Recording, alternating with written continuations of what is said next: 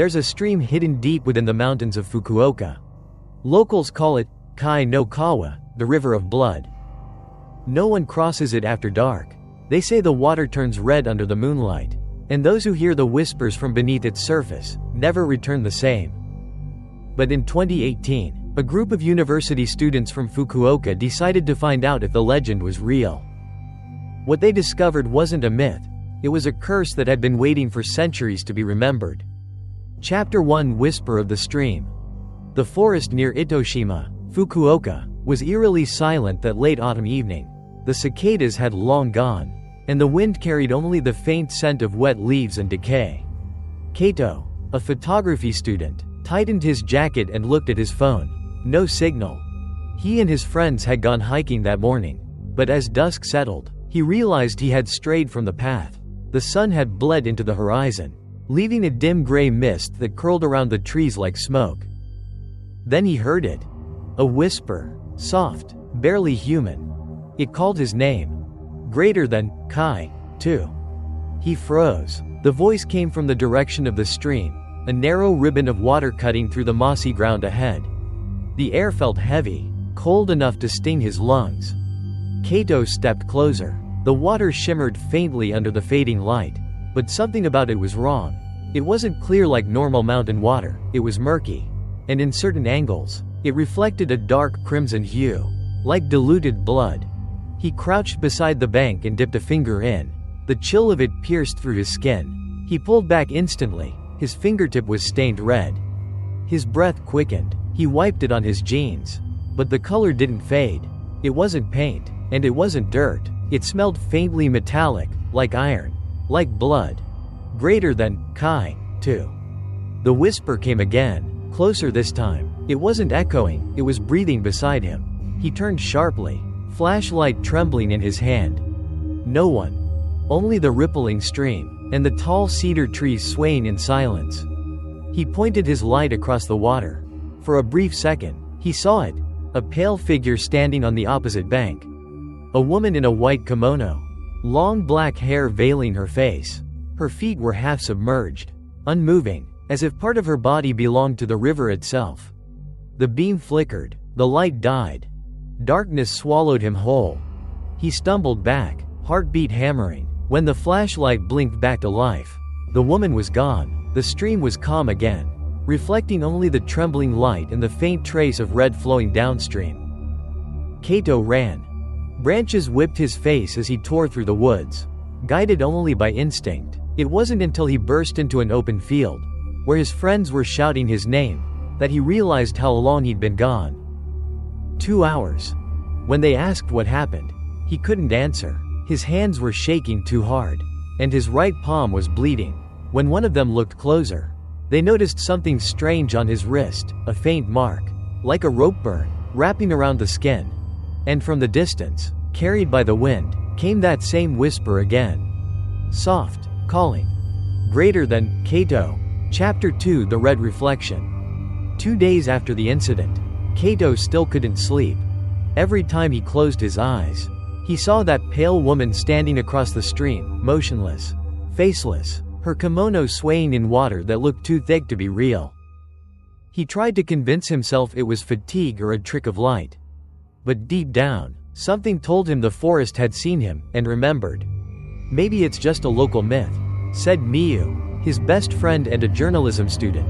But it could make a great video for my horror channel. Urban legends always get views. By that evening, Kaito, Miyu, and 2 others, Ryo and Aika, were back in the forest. Carrying cameras and flashlights, the air was colder this time, and the faint sound of flowing water guided them through the dark. When they reached the stream, the light of their flashlights scattered across the surface like tiny blades. The water was unnaturally still. Ryo crouched and set up a tripod. If this thing really turns red at night, we'll catch it. I'll even set up the thermal cam. Kaito didn't say a word. He just kept staring at the spot where he had seen the woman. There was nothing, only the whisper of wind and the faint rustle of bamboo. Aika aimed her phone camera at the stream. It looks normal, she said. Maybe the red thing was just reflection from the sunset that day. But just as she spoke, the surface of the water quivered. Ripples spread outward, though no stone had been thrown. Miyu frowned and leaned forward. Did anyone? Then it appeared. From beneath the rippling surface, a red glow began to bloom, faint at first, like ink spreading through clear water. Within seconds, the glow deepened, twisting into a dark crimson hue, pulsing as if alive. The camera light flickered. Ryo cursed under his breath. The batteries, what the hell? All the lights began to dim, one by one, until only Kaito's flashlight remained, trembling in his hand. He pointed it at the water, and everyone froze. The surface had turned into a mirror of blood, reflecting not their faces, but four pale shapes standing on the opposite bank. They weren't people. Their faces were blurred, like wet paper melting under rain. One lifted an arm, slowly, unnaturally, and pointed straight at them. Miyu gasped, "Is that?" Before she could finish, the red reflection rippled violently, and something splashed upward, drenching the tripod in red water. Ryo fell backward, shouting. The stream boiled with movement, dozens of white hands reaching just below the surface, clawing toward the light. Then everything stopped. The water became still again. Clear, normal. Their equipment was soaked, but there was no trace of red anywhere. No blood, no hands, only the soft sound of water, flowing as if nothing had happened. Miyu looked at Kaito, her voice trembling. "Tell me that was a trick. Kaito, please tell me you planned that." He couldn't. He just stared into the stream, his reflection trembling, and for a brief, terrible moment, he saw another face beside his own. A woman's face, eyes open, lips whispering under the water.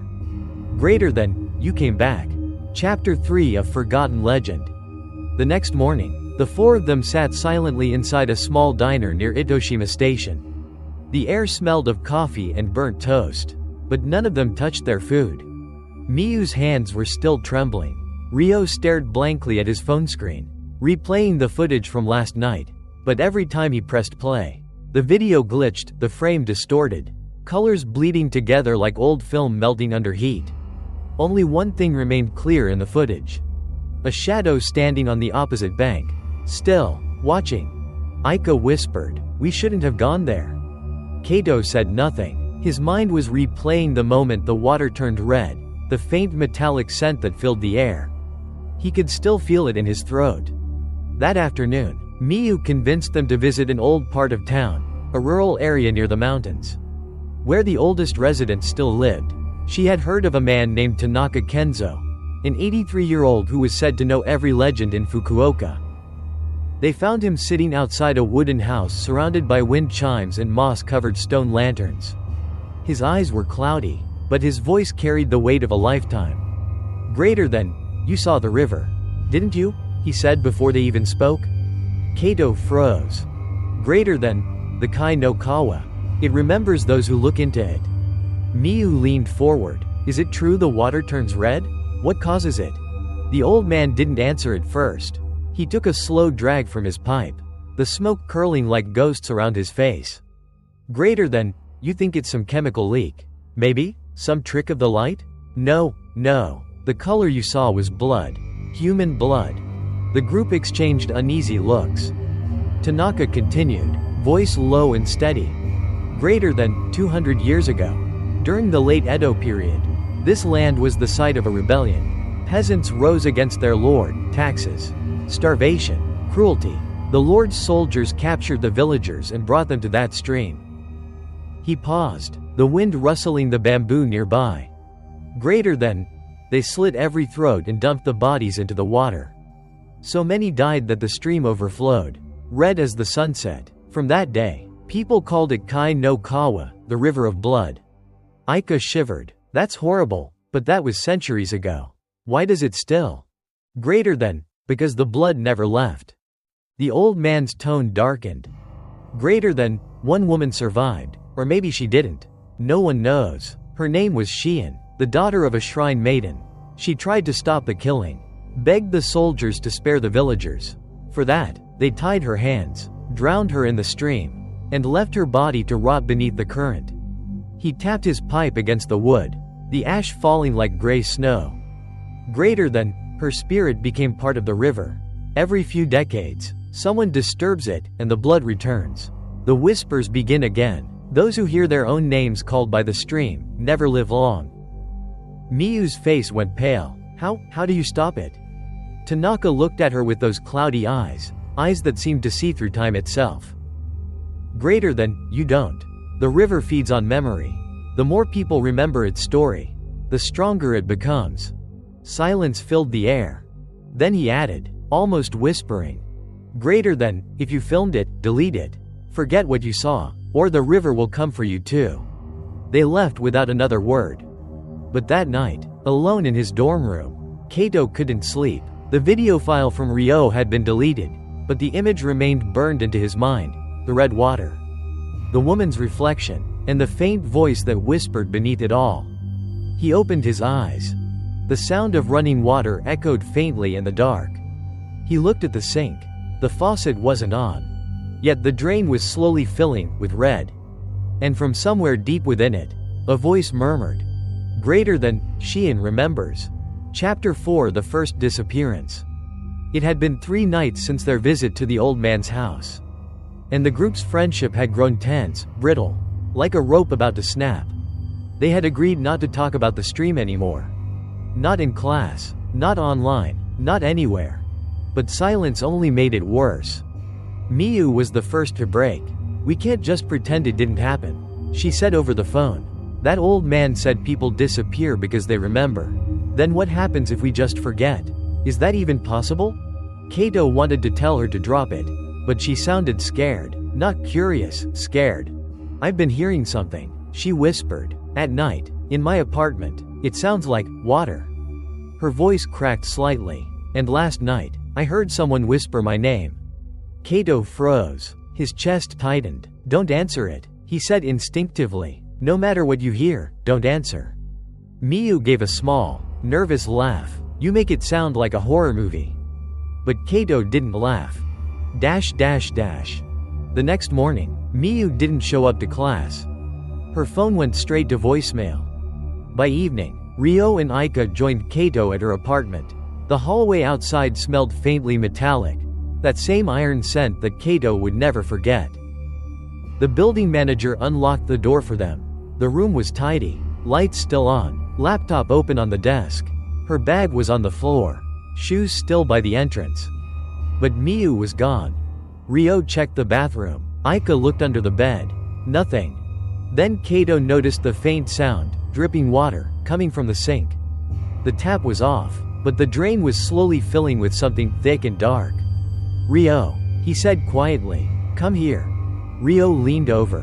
What the? Is that blood? Aika screamed. On the counter beside the sink lay Miyu's phone. The screen was cracked, the camera still recording. The video timer showed 3 hours and 17 minutes of footage. They hesitated, then played it. The video began in darkness. Miyu's voice whispered, if I record this, maybe it'll stop. Then came the sound of flowing water, soft, rhythmic, endless. At the 20-minute mark, faint whispers began to echo. Not words, more like breathing. At 35 minutes, the image flickered, and the sound grew louder, like waves crashing against stone. Then a woman's voice spoke, clear and distant. Greater than, Miyu. The phone camera turned toward the window. The curtains were moving, though the window was closed. Shadows slid across the wall like ripples on water. Then, suddenly, the entire room filled with a dull red glow. Kaito's breath caught. The video showed Miyu stepping closer to the window, whispering, who's there? The voice answered, greater than, come closer. The river remembers you. The video jolted violently. The phone fell, hitting the floor. Through the tilted frame, they saw her bare feet step toward the window, and then vanish into darkness. The screen stayed black for the rest of the recording, except for faint dripping sounds, and at the very end, one soft whisper. Greater than, Shion. The 3 friends sat in stunned silence. Ryo's hands were shaking. We have to call the police, he muttered. But Kaito barely heard him. He was staring at the reflection in the dark phone screen. Behind his own face, faint and colorless, stood a woman in white, her wet hair clinging to her face. Her lips moving soundlessly.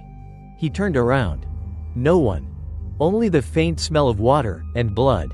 Chapter 5 The Mark. The police searched Miyu's apartment for 2 days. They found no signs of forced entry.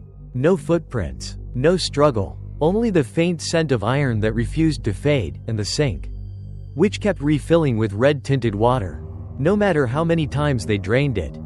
The report listed her as missing under unknown circumstances. But Kaito knew she wasn't missing. She had been taken. Since that night, he hadn't slept properly. Every time he drifted into half-dreams, he heard the whisper again. Soft, close, familiar. Greater than, Kaito. Then, always, the sound of running water. On the third night, he woke up gasping. His room was dark, except for the pale blue light from his phone screen. He reached for it, and froze. There was a message. From Miyu. Greater than, come back to the river. His hands trembled. The timestamp said 2:03 a.m. He called her number immediately, but it went straight to voicemail. The moment he hung up, the sink in his dorm began to drip. Slow, rhythmic drops echoing like a heartbeat. He looked down. The water running into the drain was pink. By morning, Kaito noticed something strange on his wrist, a faint bruise like rain circling his skin. It wasn't there before. He rubbed at it, but it didn't fade. By noon, it had darkened into a deep purple mark, rough to the touch, as if a rope had once been tied there tightly. Ryo noticed it during lunch. Dude, what happened to your arm? Kaito tried to smile it off. Must have scraped it. But Aika stared at it in silence, her face pale. That looks like a burn, she whispered, like rope burns. Kaito said nothing. He could still feel it tightening, not just around his wrist, but deep inside, like something unseen was pulling him toward the woods. That night, he dreamed again. He was standing by the river, mist swirling around him like smoke. The water glowed faintly red, rippling as if something beneath it was breathing. Then he saw her. Shion. Her hair floated around her face like black seaweed. Her white kimono was soaked, clinging to her body, her skin as pale as the moon. Her lips parted, and for the first time, he heard her voice clearly. Greater than, why did you leave me there? He tried to move, to speak, but his body wouldn't respond. His legs were submerged, the water creeping higher. He looked down, his feet were bound by ropes, dragging him slowly into the river. Shion raised her hand and placed it on his cheek. Her touch was ice cold, and yet it burned.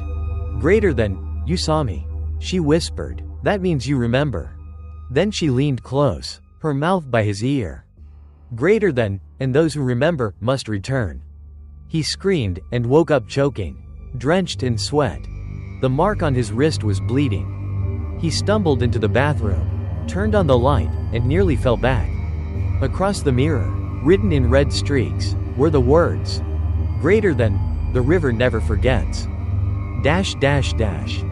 Kaito sank to the floor, trembling, clutching his wrist as the air filled with the faint sound of water. And from the drain, barely audible but unmistakable, came a whisper, low, female, almost tender. Greater than, soon, Kaito, soon you'll understand. Chapter 6 Shrine of Regret. The fog that night was thicker than usual, a milky veil crawling between the trees, muffling even the sound of their footsteps. Kaito led the way with a flashlight, the beam cutting through the mist like a blade. Behind him followed Ryo and Aika, both silent, both afraid to admit that they had started hearing the same whispers as Kaito.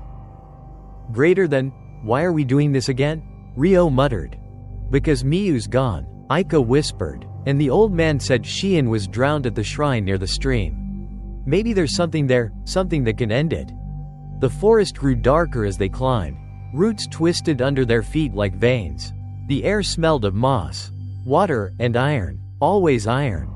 Finally, after hours of walking, they reached a clearing. At its center stood the ruins of a small Shinto shrine, half buried under vines and soot. The torii gate leaned to one side, and paper talismans hung in tatters, swaying even though there was no wind. Kaito approached the offering box. Inside lay nothing but damp leaves and a single white ribbon, knotted tightly, like a rope. Aika whispered, "What is this place?" Ryo pointed his light at the cracked wooden plaque nailed beside the altar. The kanji was faded, but they could still make out one word. Greater than, Shion. A shiver ran through Kaito's spine. He kneeled before the shrine and brushed away the moss covering a small stone tablet. The inscription read, "Greater than, to cleanse the river. One must return what was taken. To silence her voice, offer her name." "What does that mean?" Aika asked. Before Kaito could answer, the wind shifted. The air grew heavier, colder. The mist thickened, pressing against their skin like a living thing. Then, somewhere behind the shrine, came the soft sound of bells, the faint metallic chime of Suzu. The bells used in purification rituals. But there was no one there. Ryo swung his flashlight toward the trees. "Who's there?" No response, only the sound of water dripping onto stone. When he turned back, the offering box was no longer empty. Inside lay a small wooden doll, its face carved crudely, and around its neck, a piece of red string, tied so tight it had cut into the wood. The moment Kaito touched it, a wave of cold shot through him. Images flooded his mind, a girl crying, hands binding her wrists, a voice chanting prayers as she was dragged into the river. He dropped the doll, gasping. Aika rushed to him. "What did you see?" He looked up, pale, trembling. "Greater than, it wasn't a curse," he whispered. "It was a ritual. .. The air around them began to hum, low and deep, like chanting beneath the earth. The white talismans hanging from the torii began to move, though no wind blew. Ryo backed away. "We need to go, now." But Kaito couldn't move. His eyes were fixed on the stone tablet, where the name Shion had begun to bleed red, as though the letters were carved into living flesh. From somewhere within the fog, a woman's voice called out, soft, echoing, full of sorrow. "Greater than, why did they forget me?" The ground trembled. The sound of rushing water filled their ears. Ryo grabbed Kaito's arm. "Kaito, let's go." But when he looked back toward the shrine, Aika was gone. Only her flashlight remained, flickering beside the altar, its beam fixed on the red-stained name. Greater than Shion. Chapter 7. The photograph. The forest was dead silent when Kaito and Ryo ran. They didn't speak. They didn't look back. They just ran until the mist finally broke and the sound of their own breathing drowned out everything else. When they reached the old road, Ryo collapsed to his knees, gasping. "She was right behind me," he whispered. "Aika, she was right there. I turned for 1 second and..." He stopped, his voice trembling. There was no need to finish the sentence. Kaito's chest burned, his thoughts blurred between fear and guilt. First Miyu, now Aika. It was happening again. He looked down at the small wooden doll he still held, the one from the shrine. The red string around its neck had turned a dark, wet crimson. It was warm to the touch. Ryo groaned. "We need proof. Man, nobody's going to believe this. We need something real." Kaito nodded weakly. "Proof won't help us." But he still raised his camera. Part of him hoped that if he could capture what haunted them, maybe he could understand it, maybe even end it. The next evening, they returned to the stream. It was foolish, maybe suicidal, but fear had already become part of them. The only thing worse than going back was not knowing. The air was heavy with mist and decay. The faint rush of water echoed like whispers overlapping one another. Kaito set the camera on a tripod. Facing the stream, the LCD screen flickered faintly, painting their faces in pale light. The water looked still, but wrong. Its surface was too smooth, too reflective, as if it were a sheet of dark glass rather than water. "Do you see that?" Ryo whispered. Kaito looked. For a moment, he thought he saw his own reflection staring back at him, but then realized it wasn't mirroring his movements. The figure in the water tilted its head slowly, its face pale, its hair long and black. Kaito raised his camera, trembling, and pressed the shutter. The flash burst, a sharp white light that illuminated the trees and the mist. Then silence again. When the flash faded, the reflection was gone. The water returned to its calm, dark flow. Ryo laughed nervously. "Maybe it's just us losing it. Maybe." Then Kaito checked the photo. and his blood ran cold. The image was dark, grainy, but visible. Dozens of faces, distorted and pale, stared up from beneath the water. Their mouths were open as if screaming, their eyes hollow, black pits. Some were missing parts of their faces, skin torn, others frozen mid-scream. And behind them, at the center of the river, stood a woman in a white kimono. Half submerged, her long hair floating like ink. Her eyes were fixed directly on the camera. Ryo took one look and backed away. Delete it. Delete that photo right now. But Kaito couldn't move. He felt a pressure behind his eyes, like something was staring through him. The photo screen flickered, and for a brief moment, the image moved. The woman's lips parted. Greater than, return it. The camera died. Dash dash dash. They stumbled back toward the road. Terrified, Ryo kept glancing behind them, muttering under his breath, "She's following us. I can feel it." Kaito clutched the camera close. He could still hear the shutter echoing in his head, that tiny mechanical click that felt like a death sentence. That night, in his room, he tried again to look at the photo. But every time he opened it, the image changed, the faces distorted further, closer, until they filled the frame completely. Then the woman's face appeared alone, her eyes bleeding dark red across the screen. And just before the image vanished entirely, a single line of text appeared on the display. Greater than, the river remembers what is taken. Chapter 8 Midnight Chant. The night sky over Fukuoka bled with the color of rust. The moon hung low, swollen and red, bathing the forest in a dim, sickly glow. Kaito hadn't spoken to Ryo all day. Since the photo, something inside both of them had cracked, a silent understanding that whatever was happening was beyond reason, beyond human control. But when the chanting began, there was no more room for doubt. It started faintly, carried by the wind through Kaito's open window. At first, it sounded like a melody, ancient, broken, rhythmic, but the longer he listened, the clearer it became. Greater than, Mizu wa chi, chi wa kyoku? Water is blood, blood is memory? The voice was soft, female, and not alone. More voices joined, overlapping, hundreds whispering the same chant, over and over. Kaito grabbed his jacket and camera and ran out of his dorm. The sound was coming from the direction of the mountains. Dash dash dash. The deeper he went into the forest, the louder the voices became. The mist coiled around his legs like smoke. The trees seemed to lean closer, their branches trembling. Finally, he saw the glow, a faint, flickering light ahead. Lanterns. He crouched behind the bushes, his camera recording. What he saw made his blood run cold. A group of figures knelt by the riverbank, dressed in white robes stained dark at the hem.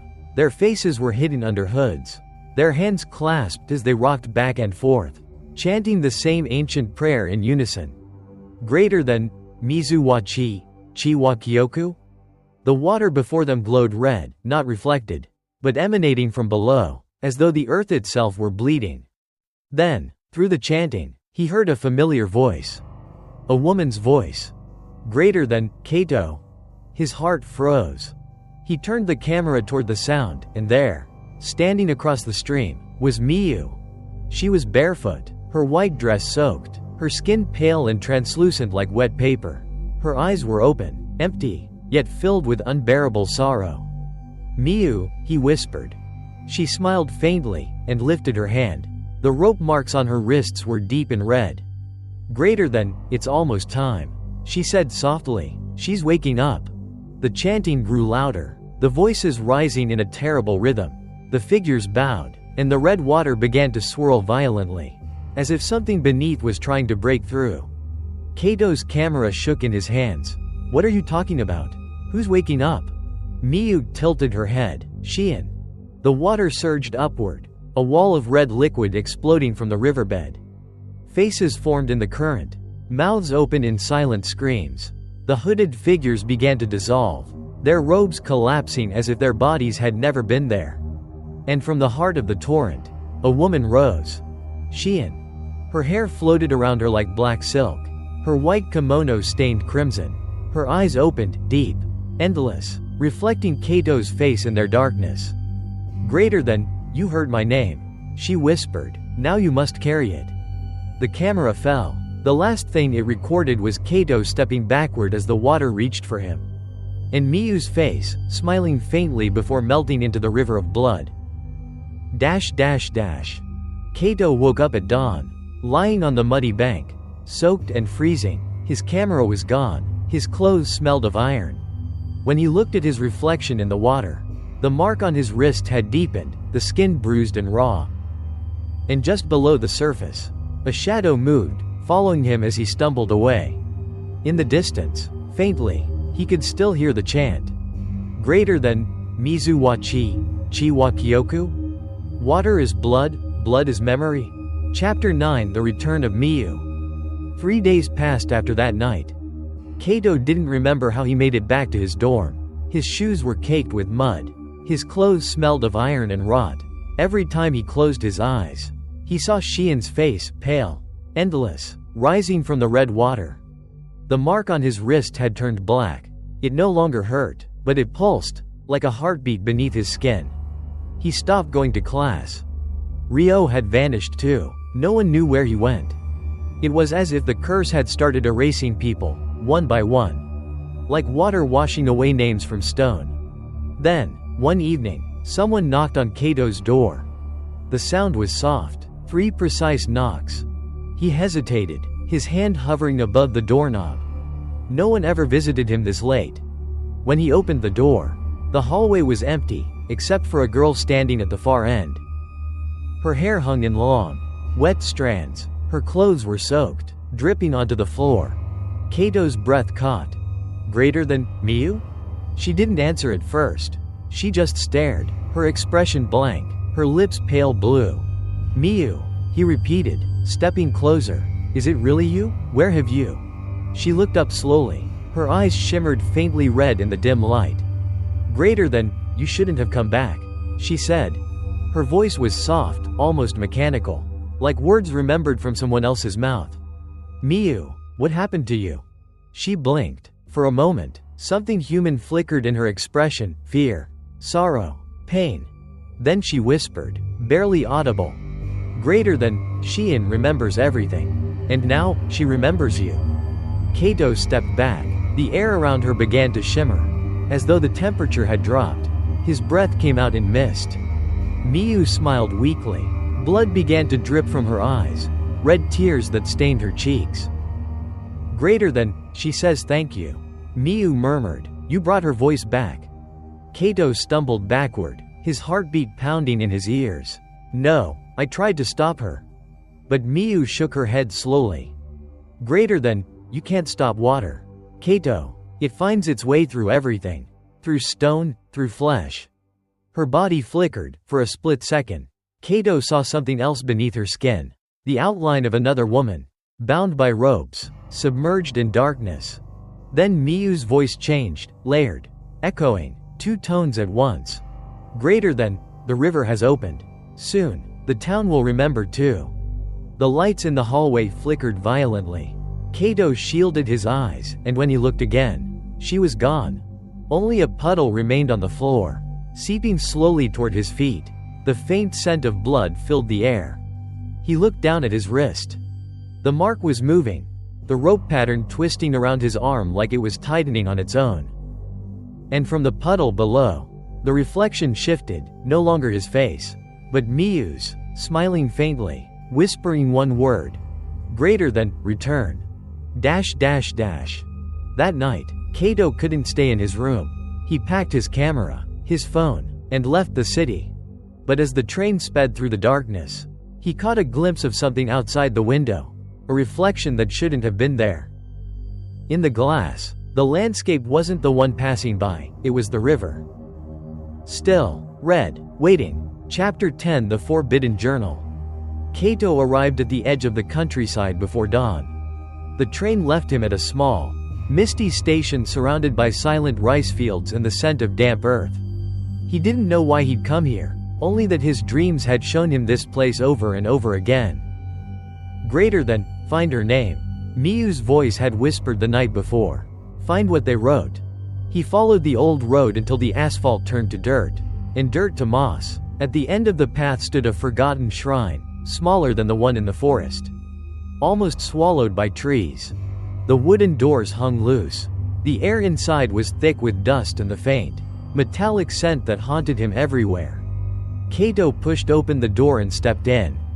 Inside, the walls were lined with old scrolls and rotting prayer papers. Some burned, some torn. A small altar sat in the corner, its offering bowl filled not with coins, but dried blood turned black with age. And beside the altar, wrapped in brittle cloth, lay a journal. Its pages were yellowed, the ink faded, but the first line was still clear, written in elegant calligraphy. Greater than, the river must be fed. Kaito's hands trembled as he turned the pages. The journal belonged to a shrine maiden, Shion's mother. The entries detailed the events of a famine, a rebellion, and the fear that the gods had cursed their land. Greater than, they said the river had turned against us. One entry read, crops drowned, the water turned red, Lord Matsuda demanded a cleansing, a sacrifice. Another line, written shakily. Greater than, they chose my daughter. Kaito's stomach twisted as he read on. Greater than, Shion was pure, untouched. They said her spirit would appease the river god. I begged them not to.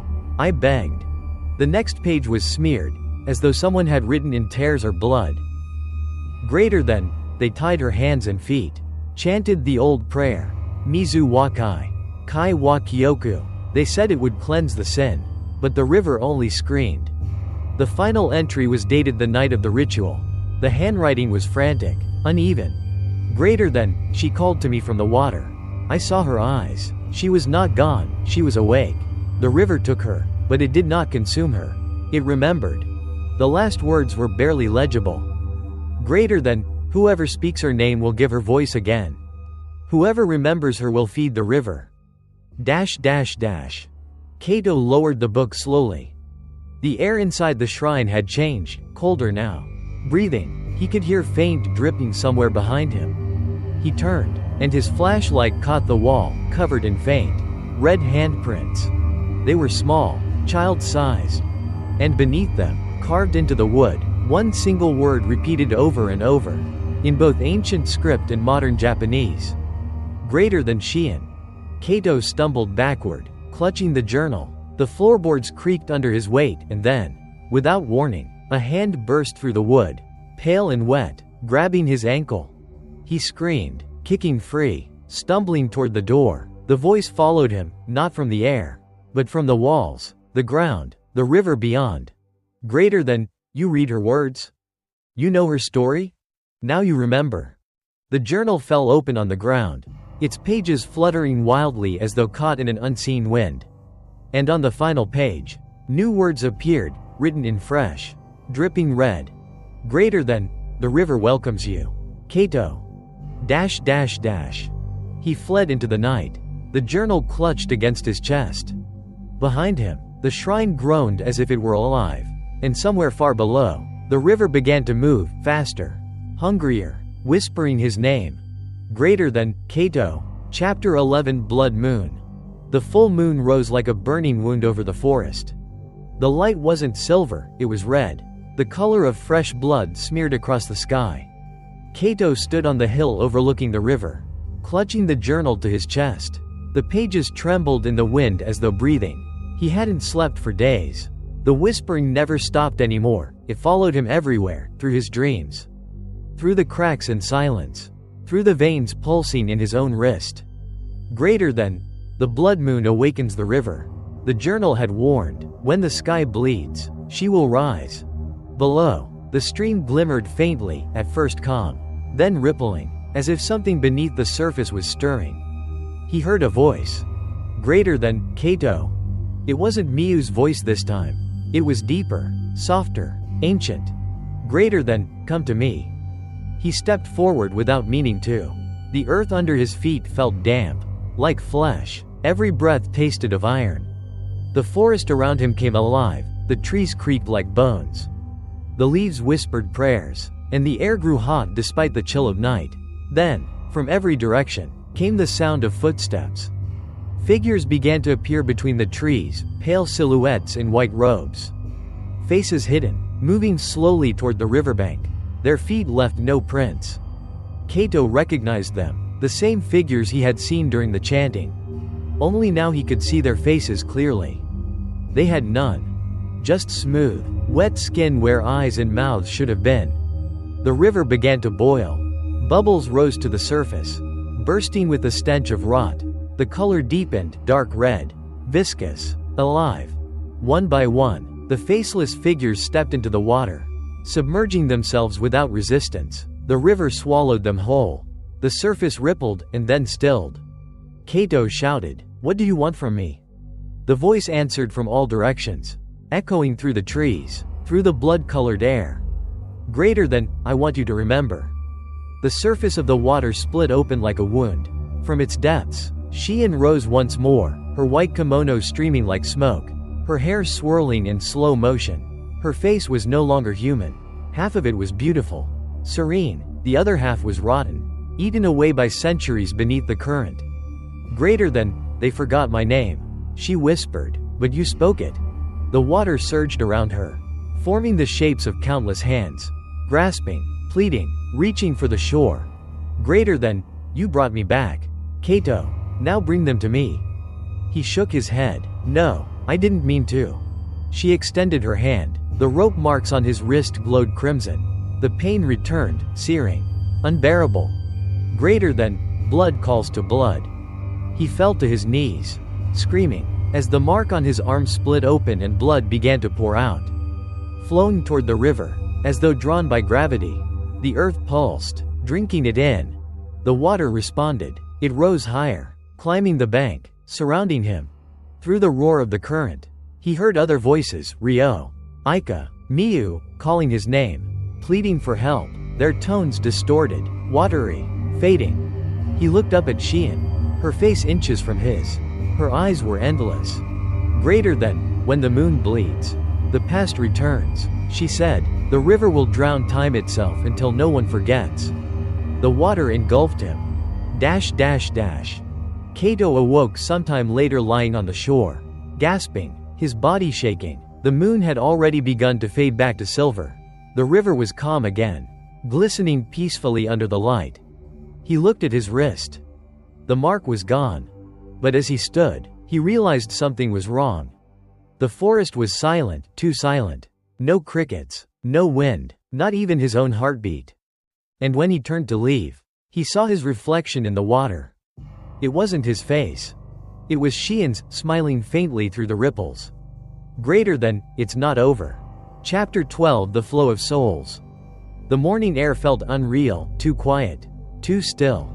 Mist drifted over the river like smoke, hiding the water's surface. Kaito stood there, drenched and shivering, his mind blank except for one thought. It's watching me. The forest around him was no longer the same. The trunks of trees glistened as if slick with something wet. The moss had turned dark red. Everywhere, the scent of rust and decay hung heavy. He tried to leave the forest. Each path seemed to twist back toward the stream. Every turn brought him to the same sound, water gurgling softly, whispering words he couldn't fully hear. Greater than, Kai wa Kyoku. Blood is memory. He pressed his hands over his ears. But the voices were inside him now, flowing through his veins like poison. When he stumbled back toward the riverbank, the fog began to shift. Shapes moved within it, figures, countless and pale, drifting silently above the ground. At first, he thought they were people. Then he saw the holes where their eyes should have been, the torn mouths, the bruises around their necks. They were the drowned ones, the souls trapped in the river for centuries. Their bodies shimmered like liquid glass, flickering in and out of sight. They passed through him, leaving trails of cold air that burned like frost. Each time one touched him, he heard a different voice whisper in his ear, men, women, children, all saying the same word. Greater than, remember. Then came a familiar face among them, Ryo. He floated just above the surface, eyes blank, mouth open as if mid-scream. Ryo. Kaito reached out. His hand passed through cold vapor. But the spirit turned to him slowly. Greater than, you shouldn't have woken her. The voice was Ryo's, but distorted, distant, echoing from under the water. Greater than, The river doesn't forgive. Kaito. It only remembers. The ground trembled beneath them. The water surged upward, twisting into spirals of red mist.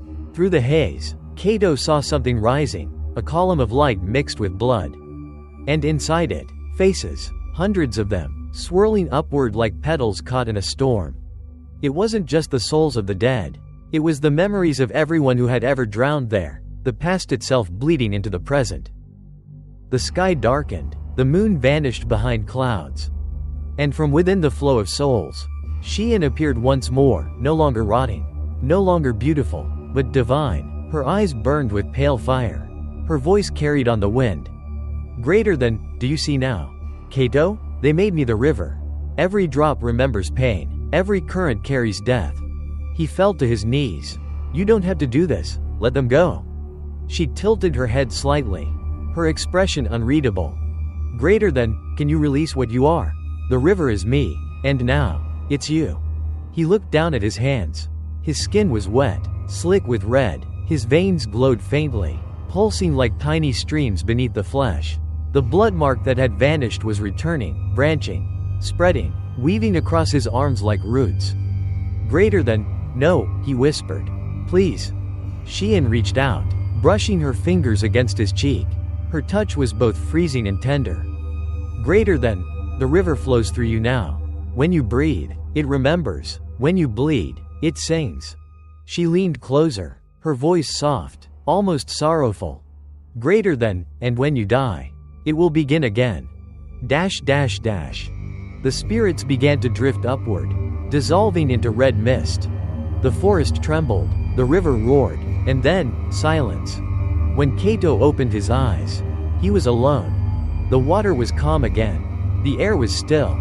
But the reflection in the river wasn't his anymore. It was Shion's, smiling faintly beneath the surface, her lips moving in a silent promise. Greater than, it will never end. Chapter 13 Sacrifice. Rain fell hard over Fukuoka that night, cold, relentless, as if the heavens themselves were trying to wash something away. The city below seemed unaware that the river had begun to move again. Beneath the surface, faint red light pulsed like a heartbeat. Kaito stood at the edge of the forest, drenched, trembling. The journal lay open in his hand, its pages half melted by water. Every word bled crimson. He read the last line over and over. Greater than, to silence the river. The blood must return of its own will. That was what Shion's mother had written, the only hint of salvation. A willing sacrifice. Kaito looked down at his arms. The red marks had spread to his shoulders, glowing faintly beneath the rain. His skin felt alive, as if the river flowed inside him now. He whispered, if it's me you want, then take me. Lightning flashed, thunder rolled like distant drums. The path to the river opened once more, carved by invisible hands through the fog. He walked barefoot, each step sinking into the mud, guided by whispers that no longer scared him. They sounded almost peaceful. The river waited, wide and dark. Its surface reflected the storm, flashes of light breaking through an ocean of blood. Kaito stepped into the water. It was cold enough to numb his bones, but the pain in his body vanished. The marks along his arms began to glow brighter, threads of red light connecting him to the current. Greater than, Shion, he whispered. Let them go. Let it end with me. For a long moment, there was no sound except rain striking the surface. Then the river stirred, slow, deliberate. From beneath the crimson water, she rose. Shion's face was calm now, almost human again. The fury had left her eyes, replaced by something like sorrow. Her hair drifted weightless around her face as she reached out to him. Greater than, you would give your life for those who forgot? He nodded weakly, because someone has to remember the right way. Her expression softened. For a heartbeat, she looked like a woman, not a ghost. But when she spoke again, her voice was full of centuries of pain. Greater than, you cannot cleanse blood with blood. Kaito, every drop feeds the river. I don't care, he said. If it keeps you from taking anyone else, then take me. Shion stepped closer, her fingers brushing his chest. The water around them began to swirl violently. turning black and red, rising to his waist, his chest, his neck. She whispered, "Then your name will be carried in the current, and the river will never sleep." Her hands pressed against his chest. Kaito gasped as pain tore through him, his blood surging outward in streams of light. Merging with the water, the current roared. Faces appeared beneath the surface again, Miyu, Ryo, Aika, but this time, they weren't screaming, they were watching, waiting. Kaito closed his eyes. "Forgive me," he murmured. Shion leaned close, her breath cold against his ear. "Greater than, you are forgiven. But the river never forgets." Then she pushed him under. The world turned red. There was no sound, no air, only the weight of water pressing against him. The pain vanished. In its place, warmth, familiar, endless, consuming. He saw the memories of every soul the river had taken, soldiers, villagers, children, all of them drifting together in an eternal tide of silence. And through it all, Shion's voice whispered, "Greater than, now you will remember for me." The current pulled him deeper, until his body was no longer his own, until the line between man and water disappeared. When the storm finally ended, the river was calm again. The red had faded, the forest was still. And Kaito was gone. At dawn, the locals noticed something strange. The river that had always run red after storms now ran clear. The air smelled clean for the first time in generations. But standing beside the bank, where Kaito had vanished, lay a single white ribbon tied to a small stone. When the wind blew, the water rippled, and if one listened closely, a faint voice could be heard beneath the current. "Greater than, thank you." Chapter 14. The river turned silent. The rain stopped the following morning. Sunlight spilled through the clouds for the first time in weeks, painting the forest in gentle gold. The people of Itoshima whispered among themselves about the river, how it had cleared overnight, how the crimson stain that haunted its surface for centuries was suddenly gone. Children played by the banks again. The elders watched from a distance, uneasy but hopeful. The water glistened like glass, peaceful and quiet. Too quiet. In the heart of the forest, the old shrine of Shion stood reborn. The vines were gone, the torii upright again, the prayer papers white and new, as though time had turned backward. On the altar rested a small offering bowl filled with clean water. No one knew who had placed it there. Inside the offering bowl lay a single white ribbon, tied carefully in a knot. Weeks passed. The legend of the river of blood faded once more into rumor. The missing students, Kaito, Miyu, Ryo, and Aika, were never found. The police labeled the case an unresolved disappearance, filed away, forgotten like so many before it.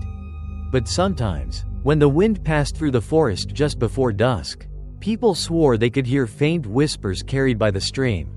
Not cries of pain, but voices murmuring softly, as if in prayer.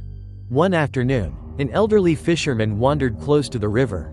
The sky was calm, the reflection clear. As he leaned forward to rinse his hands, he paused. In the water, just beneath the surface, a face looked back at him. A young man's face, calm, still, eyes closed. Before he could blink, it was gone. When he pulled back, he noticed something else, a faint mark on the bank, half buried in mud. It looked like the impression of a hand pressed firmly into the earth. 5 fingers. Faint, but fresh. That night, a soft rain fell again. The river rippled once, twice, and then settled into silence. Under the moonlight, the reflection of the forest shimmered, bending slowly. For a brief moment, 4 figures could be seen standing by the bank, motionless, watching the water. Miyu, Ryo, Aika, and Kaito. All silent, all smiling faintly, as if finally at peace.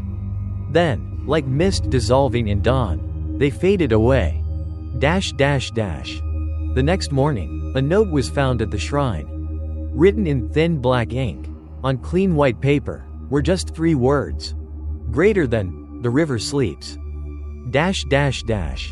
But as the wind passed through the trees that evening, the water stirred ever so slightly, a soft swirl, a sigh. And beneath the sound of running water, a whisper drifted through the air, almost too faint to hear. Greater than, until someone remembers. Chapter 15 Epilogue, The New Whisper. It had been 10 years since anyone had spoken the name Kai no Kawa. The story of the cursed stream had faded into a half-remembered myth. A campfire tale told by students who never believed it. The forest around Itoshima had grown peaceful again. The roads were paved, and tourists came to hike, to take photographs of the waterfalls, to breathe the clean mountain air. No one remembered the blood. No one remembered Kaito. On a bright summer afternoon, a small group of travelers followed a trail off the main path. They were young, curious, laughing, armed with cameras and drones. One of them, a girl with dyed pink hair, pointed ahead. Greater than, "Hey, look at that stream, the water's so clear." The others followed. The stream lay hidden between two old cedar trees, narrow and perfect, glimmering like glass under the sun. They knelt by the edge, dipping their hands in. The water was cold, sweet, almost inviting. "Greater than, crazy that nobody ever comes here," said one boy. "Feels kinda forgotten." The girl laughed, taking out her phone. "Then we'll make it famous. #Hidden River." She snapped a photo. The shutter clicked softly. The reflection froze for half a second, long enough to capture something the camera couldn't explain. When she checked the picture, her smile faltered. "Greater than, wait, what's that?" In the reflection, standing behind them, was a faint figure in white. Her hair floated weightless around her face, and her hands were bound by a red cord. The girl blinked, looked back, no one there. She laughed it off, nervous. "Guess my camera glitched." They didn't notice how the water began to ripple outward, slowly, rhythmically, like the pulse of something alive. They didn't notice how the forest had fallen completely silent. One of them, still crouched by the stream, leaned closer. "Greater than, hey, do you guys hear that?" The others stopped. It was faint at first, a whisper beneath the sound of running water. Soft, almost musical. Then clearer. "Greater than, Mizu wa chi wa kyoku?" Water is blood, blood is memory. The girl's phone slipped from her hand and fell into the stream.